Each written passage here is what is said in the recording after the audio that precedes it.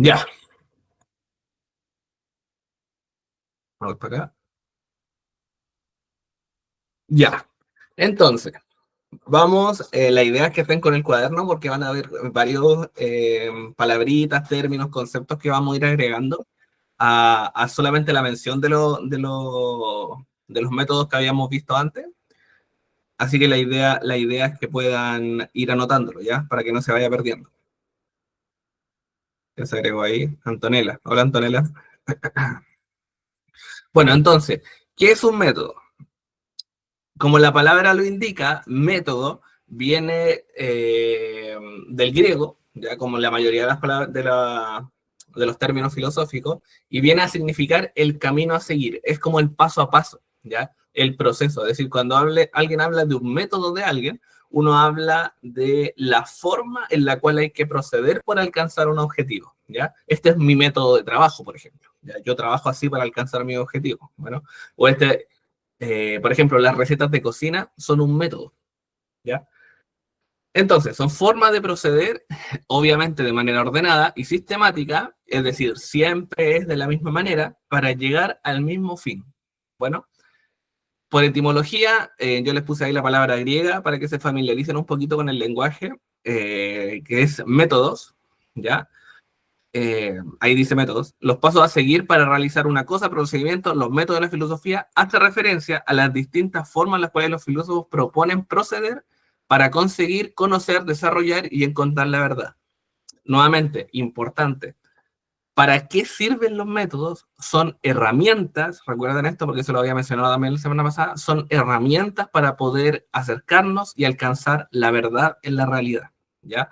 ¿De qué manera el ser humano, sacando los métodos, porque todo esto lo aplica, de qué manera los seres humanos conocemos la realidad a través de los 5 sentidos?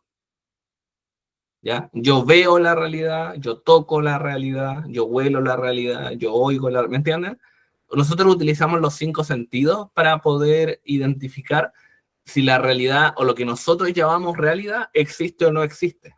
¿Ya? Por lo general, más allá de que nosotros tenemos la capacidad de conocer abstracciones, como también ya les había explicado, por lo general el ser humano se centra en lo que es real, solamente lo que puede captar por sus 5 sentidos. ¿Ya? Por eso que todo aquello que no es así suele ser tema de debate, ¿ya? Por ejemplo, a veces se preguntan a ver, si el amor es real, porque yo el amor no lo puedo ver, no lo puedo tocar, no lo puedo leer, no lo puedo oír, pero uno dice, pero lo siento, ¿se fijan? Entonces suelen haber todo, o sobre la religión también, ¿ya? Si a Dios yo no lo puedo cantar por los 5 sentidos, ¿existe o no existe? Entonces, generalmente, o al menos de una manera más simple, las personas suelen dudar de aquello que no pueden captar por los 5 sentidos, a pesar de que sí existan cosas, ¿ya? Que son, por ejemplo, razonables, pero que no son necesariamente tangibles.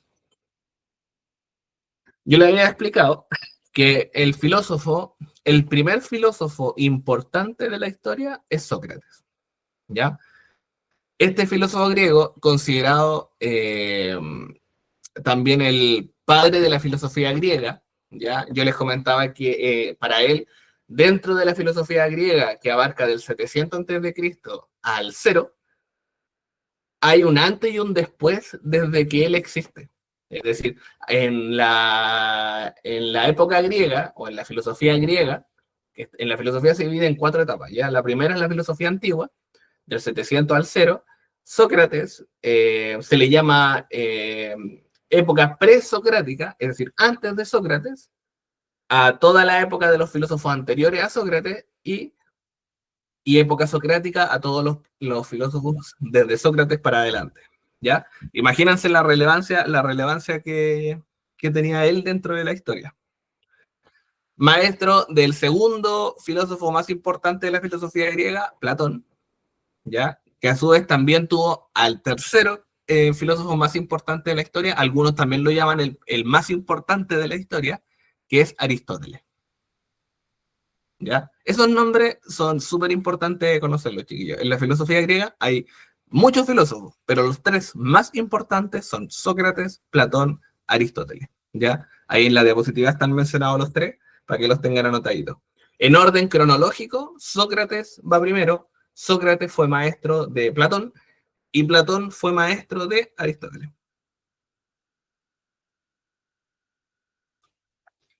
Recuerden también que el método filosófico con el cual Sócrates buscaba alcanzar como herramienta la verdad se llamaba mayéutica.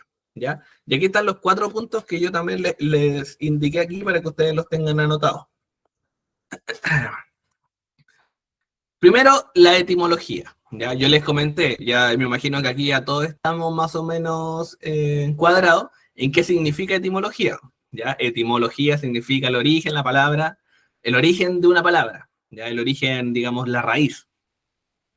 La etimología de la palabra mayéutica, que es el nombre del método filosófico de Sócrates, es dar a luz, parir a la verdad. ¿Ya? Es decir, sacar de dentro mío la verdad que está dormida dentro de todas las personas. La diferencia, les reitero, la diferencia con la cual nosotros entendemos la realidad es que, fíjense, para nosotros, todo aquello que consideramos verdadero o falso, ya todo está fuera. Nosotros buscamos, ya investigamos, leemos, pero todo está de nosotros para afuera. ¿Ya? Buscamos conocer la realidad y como que la realidad fuera algo ajeno a nosotros y nosotros buscamos conocerla, investigarla, desmenuzarla y aplicarle distintos métodos para ir conociéndola. Para la época socrática no era así. Para la época socrática la verdad estaba dentro de cada persona, estaba dentro. Uno nacía con toda la verdad contenida dentro de uno, pero estaba dormida. Y uno, con su trabajo de los diferentes métodos que aplicara, tenía que despertar la verdad que estaba dormida dentro de cada uno. Y aplicaba este método que la característica principal era el diálogo. Yo les hice un ejemplo la semana pasada, un ejemplo práctico donde le hice un par de preguntas, donde justamente para qué era la pregunta, para poder ir depurando, depurar significa limpiar, ¿ya? Ir depurando todos aquellos elementos que nosotros consideramos como obvios, pero que finalmente no lo eran. ¿Se fijan? De hecho, para que podamos entenderlo más fácil, podemos volver a hacer un ejemplo cortito para que ustedes lo tengan más claro cómo es la aplicación. ¿Ya? La semana pasada nosotros lo hicimos con el bien y el mal. Pero, por ejemplo, una pregunta para ustedes. Eh, ¿Ustedes son libres o no son libres? Obviamente, estas son preguntas, necesito su opinión. No necesito la verdad absoluta ni nada de eso. Solamente quiero saber su postura. ¿El ser humano es o no es libre?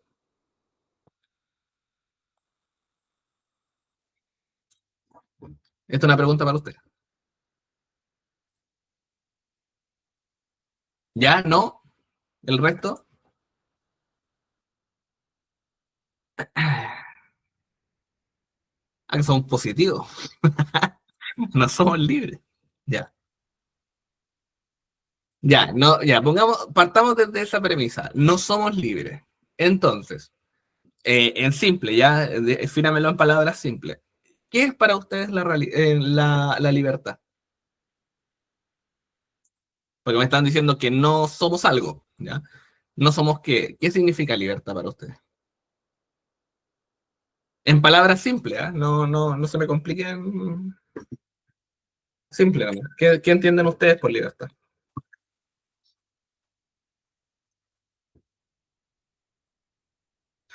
Ya, pero eso, por ejemplo, Ampi, no significará, o sea, no irá más ligado a la palabra dependencia, más que libertad, o para ti dependencia y libertad es lo mismo.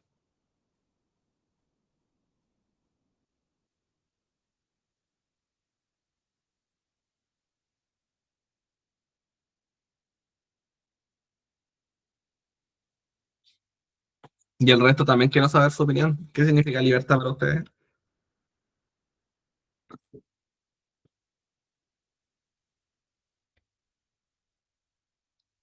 Ah, ya, no, ya, sé para dónde va. Ya. Tú dices, o sea, básicamente, como para poder dar una síntesis, tú dices que la dependencia hacia otras personas nos quita libertad. ¿Estoy bien o entendí mal?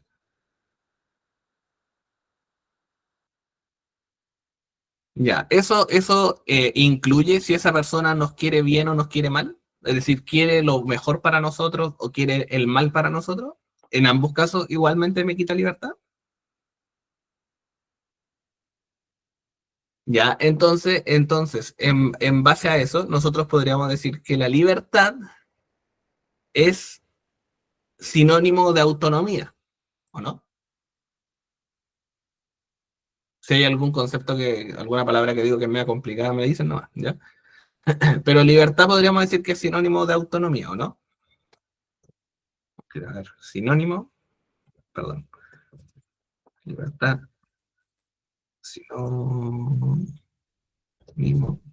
de autonomía. ¿Estoy bien hasta allá, no?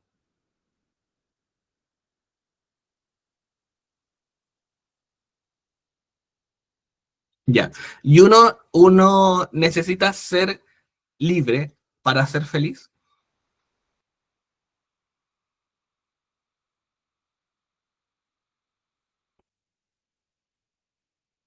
Pregunta.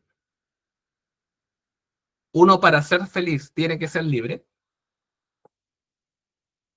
¿O puedo ser feliz sin ser libre? Ya, no, ¿cierto? Ya, entonces, ¿cómo? Es que no qué. Y como le hago las dos preguntas, no caché para dónde me tiraste el no.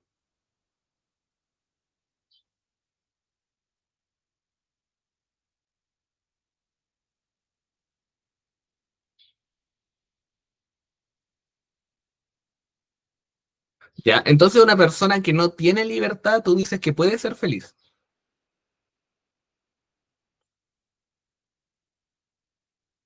Mm. Oye, pero en ese caso, entonces, ¿para qué yo buscaría la libertad? Cuando una persona dice, oye, pero uno de los valores, fíjate que para la ONU, uno de los derechos universales es la libertad del ser humano. ¿Ya? Y justamente la libertad es para nosotros, o sea, los derechos humanos están para que nosotros podamos desarrollar nuestros proyectos personales. Entonces tú estarías diciendo que la libertad no es necesaria para poder desarrollarnos a nosotros nuestros proyectos personales. O sea, yo puedo desarrollarme sin ser libre,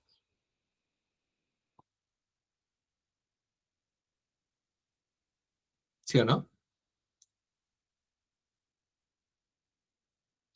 ¿Ya? Y en ese caso entonces, tú viéndolo así, desde ese punto de vista, ¿para qué existe la libertad entonces? Si no la necesito para ser feliz y finalmente uno todo lo busca para ser feliz. ¿Por qué entonces para la sociedad es tan importante la felicidad? Perdón, la libertad.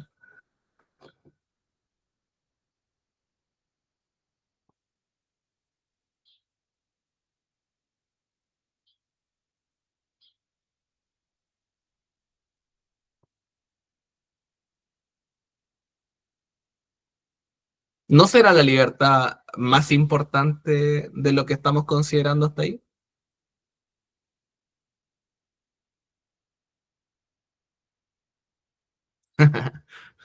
Ya bueno, pero no importa. Si solamente como lo quería usar como ejemplo, no más, tranquila. Vamos a tocar el tema de la libertad en alguna clase, ¿ya? En simple, cuando se habla de libertad, esto es solamente como spoiler futuro, cuando se habla de libertad, la libertad se toma como la capacidad que nosotros tenemos de poder elegir, ¿ya? Es decir, yo poder elegir si me voy a dedicar a esto o a esto otro, si yo voy a comer esto o esto otro, ya tener la libertad, es decir, es la capacidad de poder elegir. Entonces, cuando uno dice, eh, ¿por qué la libertad es importante? Porque yo a través de elegir es como yo voy tomando mis propias decisiones y voy desarrollando mi propio camino. Por tanto, si yo no puedo elegir, no puedo desarrollar mi propio camino. Y finalmente no puedo saber quién soy porque nunca tomé mis propias decisiones. ¿Ya? De hecho, está muy común hoy en día el temor a tomar decisiones. Es decir, ¿por qué? Porque está muy instaurado el temor a equivocarse. Entonces, entre equivocarse y achuntarle, prefiero no decidir. ¿Ya? Y ahí es cuando la sociedad elige por mí, mis papás eligen por mí, mis amigos eligen por mí, el ambiente elige por mí, ¿ya? Para un ejemplo simple, y volvemos a la mayéutica, esto está muy aplicado cuando uno tiene mucho temor a equivocarse y tiene que tomar una decisión importante. Por ejemplo, ¿qué estudiar? ¿Ya? Cuando uno no tiene muy claro qué estudiar, de repente a uno conoce una carrera y le interesa esa carrera, y después pasa un rato y le deja de gustar y le interesa otra, y deambula todo el tiempo por diferentes carreras porque no está acostumbrado a tomar decisiones importantes, porque toda la vida han tomado las decisiones por él. Por eso la capacidad de tomar decisiones es importante desarrollarla. ¿Ya? No, la capacidad de elegir, nosotros nacemos con esa capacidad, pero la capacidad de elegir bien se desarrolla. Eso es como el resumen, ¿ya? Lo vamos a ver en algún momento, porque es importante que conozcan eso.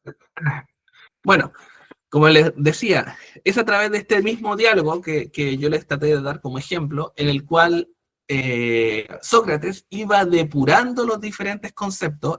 Sócrates también hablaba qué es la verdad, qué es el Estado, qué es la justicia, qué es el bien, qué es el mal. Los diferentes temas como esenciales para poder nosotros desarrollando como persona, él buscaba depurarlo para poder encontrar si las respuestas eran correctas o no eran correctas, ¿ya?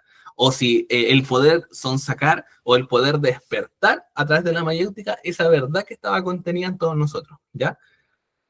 Entonces, ¿cuál es el objetivo de la mayéutica? Extraer la verdad contenida en las personas respecto a temas relevantes o trascendentales, ¿ya? O sea, no le interesa, a Soledad no le interesaba si querías comer esto o esto otro. Le interesaban los conceptos trascendentales, verdad, bien, justicia, etcétera.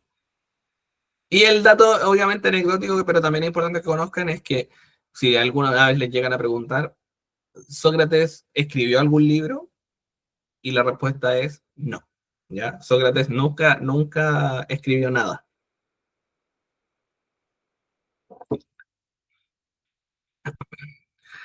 Ya, entonces, como resumen, y nos pasamos para el otro método. Esto ténganlo anotado, ¿ya? ¿Cómo funciona la mayéutica?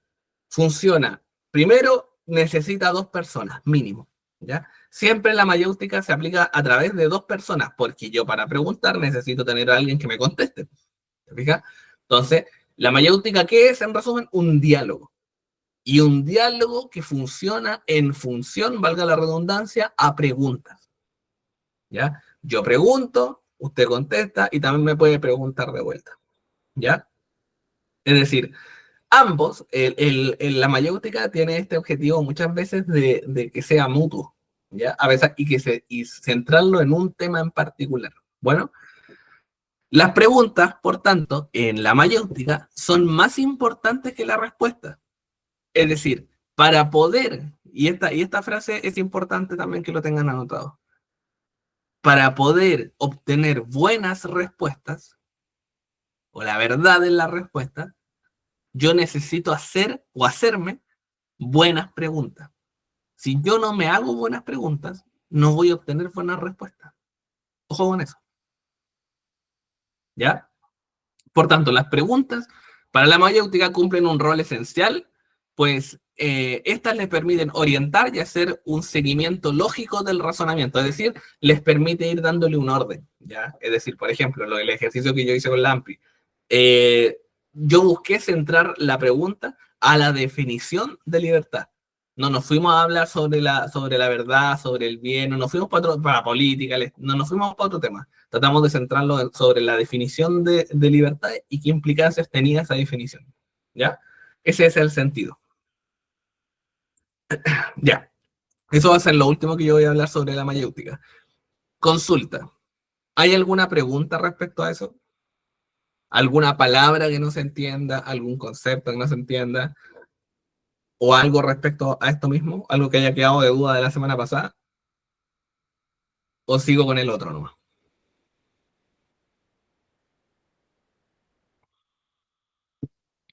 ¿Sigo nomás? Yo siempre le he dicho que a mí el silencio me... Ya, ya. Sí, sí, sí. Copien nomás. Yo digo que a mí el silencio me asusta, así que necesito que me tiren feedback.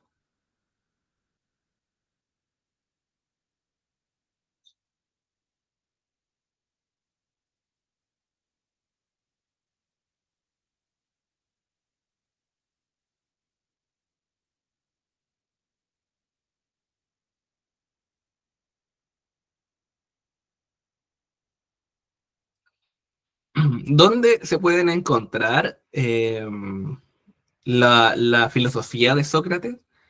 En los libros de Platón, ¿ya? Es decir, para poder leer a Sócrates hay que buscar a Platón. Bueno, y buscan los libros. Es decir, cuando ustedes se encuentran con un libro de Platón, los libros de este filósofo son puros diálogos, ¿ya? Como si fueran obras de teatro, puros diálogos. Hay una persona, habla, luego viene Sócrates, habla y así, ya con diferentes personas relevantes dentro del mundo griego de esa época. Y en esos diálogos es donde está contenida la filosofía de él, tocando estos diferentes temas, ¿ya? Ojo con eso.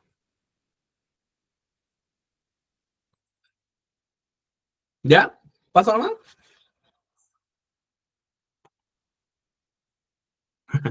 Ya, que yo soy medio apurón, así que díganme nomás.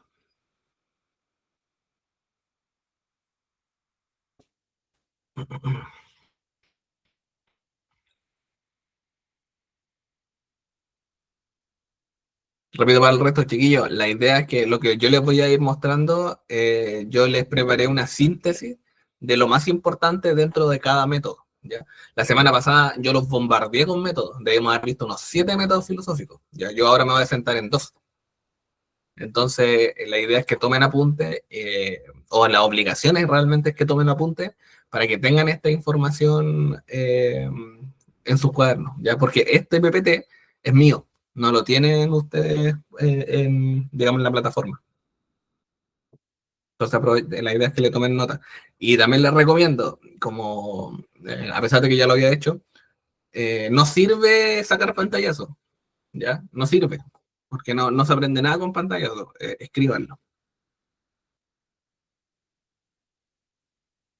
Tomen la costumbre de escribirlo e ir siendo ordenado, eh, ir generando su propio orden mental para que los conceptos y las definiciones vayan haciéndole, vayan sonándole, ¿ya? Porque los pantallazos son igual que las fotos, o sea, pueden tener teléfono 1000 fotos y nunca las han revisado, lo mismo.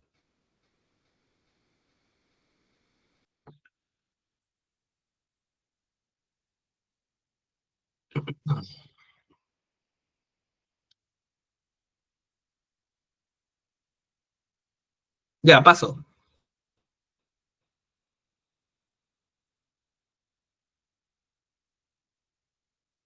Paso, paso. Ya. Ok.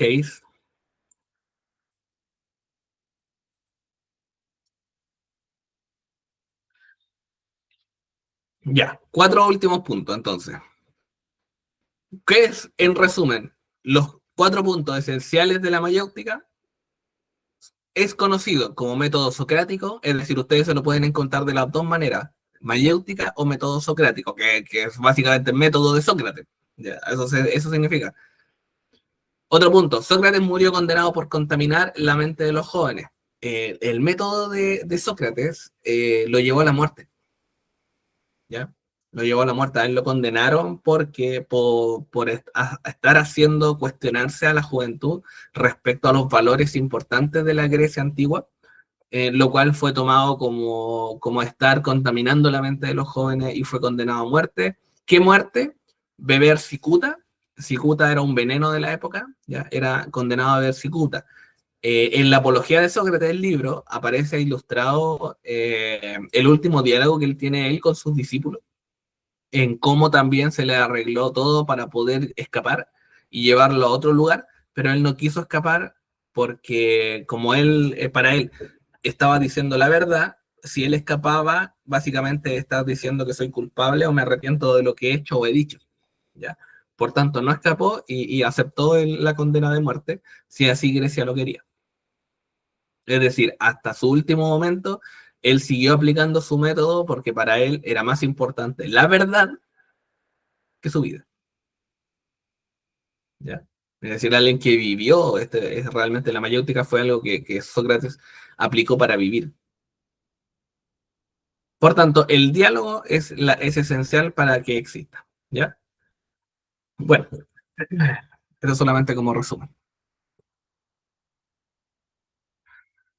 El otro método importante, ya fíjense que saltamos del 300 y saltamos hasta el 1600, ¿ya? Desarrollo de la tercera época en la filosofía, que se llama época moderna, es época en la cual se empieza a dejar de creer en Dios y se empieza a creer, como se entienda, se empieza a creer en el hombre. ¿Ya? El hombre es el centro del universo. ¿Ya?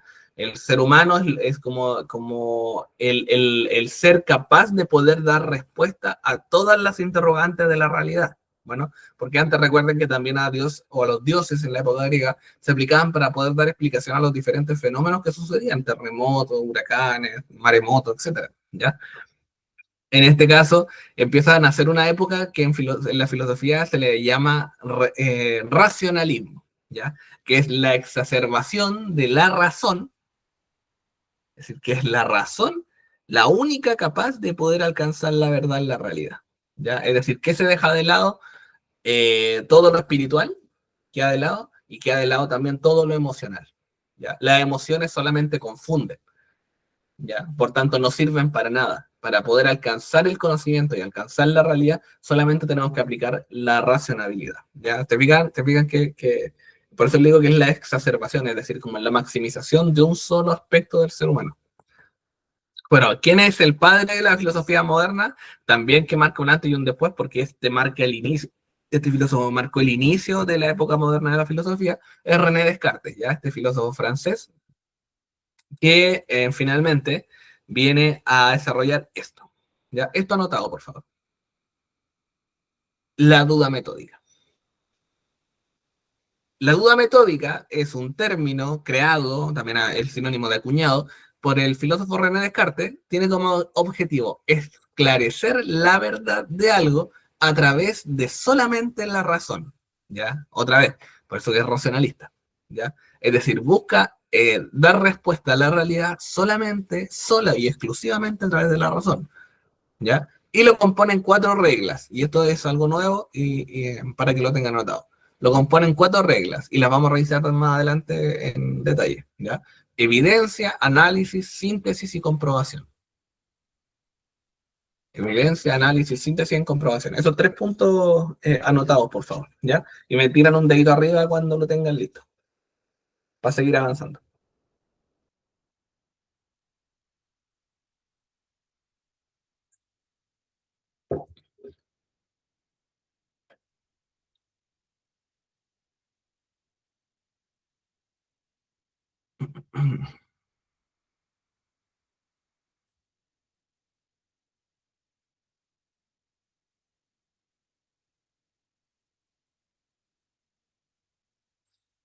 Solo para que se entienda como contexto, ya mientras ustedes escriben, para que lo vayan conociendo.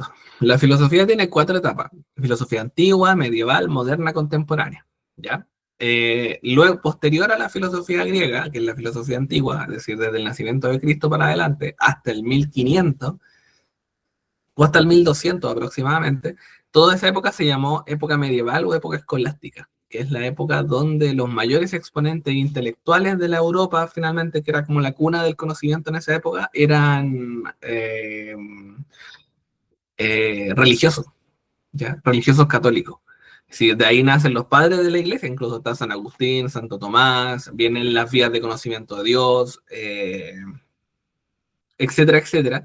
Y finalmente viene todo ese tiempo es una exacerbación del conocimiento de Dios, ¿ya? Y de la religión, lo que justamente luego, digamos, por esa exacerbación, en esta época viene todo lo contrario, viene un alejamiento de Dios, viene, de hecho, Descartes era ateo, y viene una suplantación, por así decirlo, de Dios por la razón, ¿ya? Es decir, ¿cuál es la aplicación? ¿Qué es lo que sucede acá? El ser humano se empieza a considerar el único Dios, como su único Dios. Por tanto, solo yo soy capaz de poder darle respuesta a la realidad. ¿Te fijas? Y esto luego se va a ir desarrollando más adelante con las diferentes también visiones religiosas. No solamente sucede esto, sino que además también empiezan a bifurcarse las diferentes, empiezan a surgir más religiones, por así decirlo. ¿Ya? Me tiran dedito arriba si lo tienen anotado, chiquillos, por favor, para poder pasar. Ya, vale. Esto anotado, ¿ya? Esto es, pero antes que se me maten anotándolo, quiero que lo entiendan. ¿Qué es esto? Este es el argumento básico y esencial, se lee de izquierda a derecha, ¿ya? Y luego abajo volvemos de nuevo de izquierda a derecha, para que me entiendan la lógica. Es arriba 1, 2, 3 de izquierda a derecha, y luego abajo volvemos 1, 2, 3 de izquierda a derecha, ¿ya? Ese es el seguimiento lógico del argumento. ¿Qué argumento es este? Este es el argumento por el cual existe la duda metódica. Nuevamente les digo, es una aplicación profunda de la razón, ¿ya?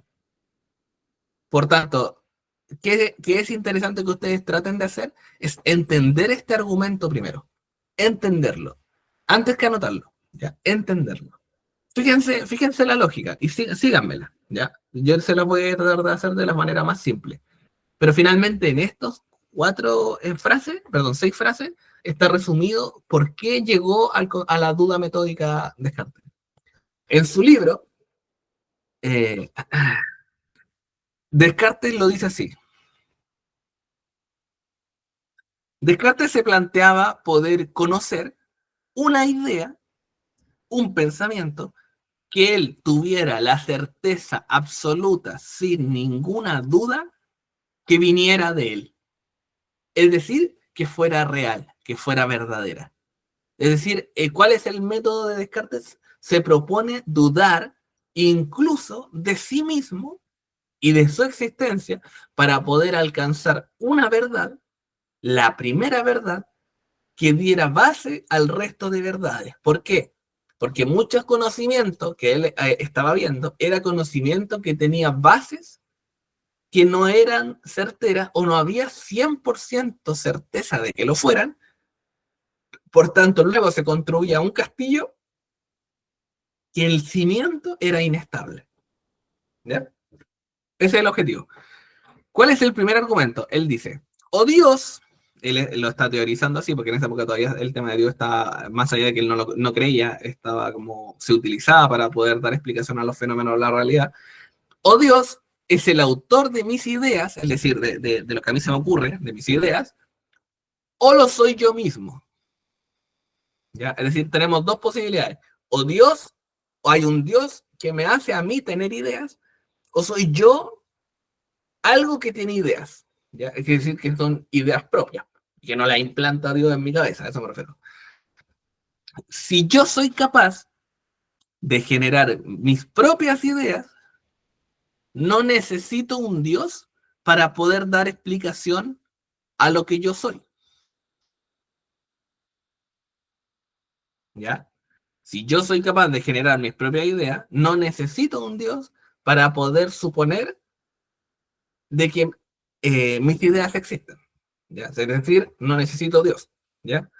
Si yo puedo producir ideas, entonces soy algo, no tengo una definición de qué soy, pero soy un algo que tiene ideas.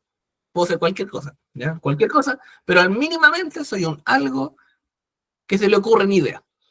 Y las ideas son propias. Y como son propias, soy algo, ¿me entiendes? Tengo la convicción de que no existe nada en el mundo y si tengo convicciones, existo. ¿Ya? Es decir, para más allá de cualquier convicción, si tengo la capacidad de tener convicciones, soy algo que tiene que existir. Porque si no, no puedo tener convicciones si no existo. ¿Ya? Aquí él dice, hay un genio maligno que me engaña de que soy algo. Es decir, él no solamente se propone de que solamente si existe un Dios que me implanta ideas y que finalmente es un Dios bueno, sino que él dice, pero ¿qué pasa si hay un genio maligno que me engaña para poder pensar de manera equivocada? Es como la típica pregunta, pero ¿qué pasa si todo eso es un engaño finalmente? Mínimamente él dice, si hay algo que me engaña, tiene que engañar algo, no puede engañar la nada. Entonces yo nuevamente, aunque exista un genio maligno que busca engañarme, me busca engañar a mí. Entonces yo soy algo. ¿Ya? Y si soy consciente de algo, entonces existo. ¿Cuál es la conclusión de todo este razonamiento lógico? Sócrates dice la gran frase, pienso, luego existo. Es decir, soy consciente de que soy algo que piensa y a través de todo este razonamiento, por tanto, puedo tener la certeza de que soy algo que piensa y algo que existe. Se fijan que la filosofía no está muy hecha para gente que no le gusta pensar. Más allá de que yo tengo la certeza que a todo el mundo, la filosofía es para todo el mundo. Pero nosotros vivimos en una época donde a veces el hacer, como que el pensar no fuera hacer, ya, fuera estar sentado haciendo nada. Pero realmente la aplicación de la profundización del conocimiento es complejo. ¿Se fijan? Es complejo y es como un músculo finalmente el cerebro y hay que irlo desarrollando. Y no con el mínimo, porque el cerebro, que es muchas veces para lo que ustedes lo utilizan o los colegios lo utilizan, muchas veces solamente se utiliza para memorizar. Y el cerebro no es solo para memorizar. Po. Si ustedes no son un pendrive, ¿se fijan? No son un disco duro. O sea, no es solo guardar información, ¿ya? No es solo memorizar cosas. Porque si no, lo que nosotros nos hace ser seres humanos, que es tener nuestros propios pensamientos y razonarlos para poder tener nuestra propia visión, no serviría de nada. Y ahí es donde ustedes se tienen que poner en cuestionamiento. ¿En cuántas clases durante su vida ustedes han pensado más que solo memorizado? ¿Se fijan? Memorizar es importante, obviamente, que acumular información para poder darle sustento a nuestros pensamientos, pero no solo memorizar. Y hoy en día casi todo es pura memoria. Ya. Lo que les decía, los pasos de la duda metódica.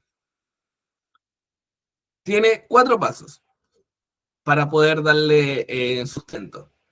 Anotado, por favor. ¿Ya? Evidencia, análisis, síntesis y comprobación. Tengan anotadito eso, por favor. Evidencia, análisis, síntesis y comprobación. Es decir, estos son los 4 pasos, como un método científico, ya es lo mismo, tiene pasos, los 4 pasos que se tienen que cumplir para poder darle sustento de verdad al método cartesiano. ¿Ya? Son lo otro. La duda metódica también suele ser mencionada como método cartesiano, que finalmente viene a ser el método de Descartes. ¿Ya? Es lo mismo que en la mayéutica el método socrático es de Sócrates. ¿Ya? Suelen tener esas 2 palabras.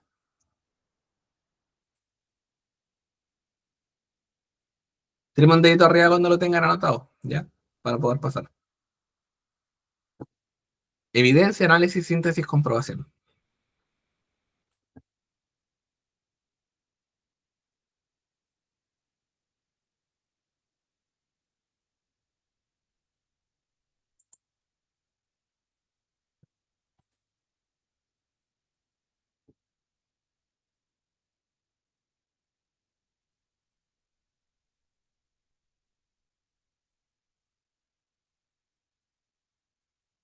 ¿Sí? ¿Paso nomás?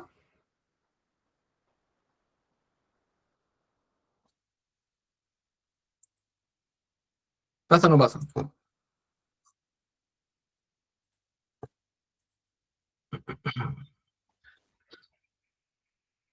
Ya. Chiquillo.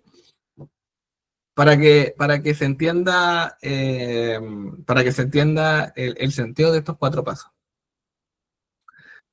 Descartes, cuando buscaba entregar, tanto a través de su método como desde las preguntas iniciales que él se hacía, era poder conseguir información o conocimiento fiable. ¿Ya? ¿Qué significa fiable? Que pudiéramos todos llegar a la misma conclusión y que no fuera un tema de opinión. No fuera que una persona pensaba esto, sino que fuera solamente conocimiento, ¿ya? Que no fuera posible ponerlo en duda. Es decir, lo puse tanto en dudas inicialmente, por eso es la duda metódica, lo puse tanto en dudas, le entregué tantas dudas a esa idea, que ya pasó por todos los filtros posibles del entendimiento para poder alcanzar la pureza máxima de esa idea. ¿Ya? De ahí viene por eso yo pienso, por eso yo existo, ¿se fijan? No, no te dice yo soy un ser humano, que no se mete en definiciones. Solamente dice yo soy un algo que piensa y a través de que piensa es consciente que existe. ¿Ya? Toda esa estructura mental es lo que atraviesa cualquier idea que luego Descartes busca explicar. ¿Ya? Eh, y el último detalle, Descartes entendía la realidad como un funcionamiento mecánico, es decir, que todo daba paso al siguiente paso, es decir, eh, como engranajes, ¿ya? Que todo tenía que tener su lugar para poder funcionar. ¿Ya? Por tanto, por ejemplo, un animal o un ser humano eran piezas puestas en su lugar adecuado que las hacían funcionar. Y que una vez que uno, si separaba esas piezas, esa especie de máquina, ¿ya? De hecho, él decía que el hombre es una máquina, homo ex machina, esa máquina, si uno le sacaba las piezas, dejaba de funcionar, ¿ya? ¿Qué viene a romper con esto? Viene a romper con la idea de alma, que en la época medieval, hasta el 1500, del 0 hasta el 1500, se entendía de que aquel algo que, valga la redundancia, animaba los objetos inertes a tener vida, era el alma, ¿ya? Aquí Sócrates dice, perdón, Sócrates, Descartes dice que no existe el alma, sino que el ser humano son solamente piezas puestas en su lugar y como engranaje, una vez que están puestas en su lugar, empiezan a funcionar como a participar dentro de la rueda. ¿Ya? Lo mismo aplica con animales, lo mismo aplica para las personas. Por tanto, cualquier elemento que fuera entendido como algo que no es captable por los cinco sentidos, no existe. Directamente no existe. Esa es la función del racionalismo. ¿Ya? Todo aquello que no es posible explicar neta y directamente con la razón, no existe. ¿Vale? Ya, eso chiquillo. Vamos a dejarlo con eso, que es la profundización de esos dos métodos.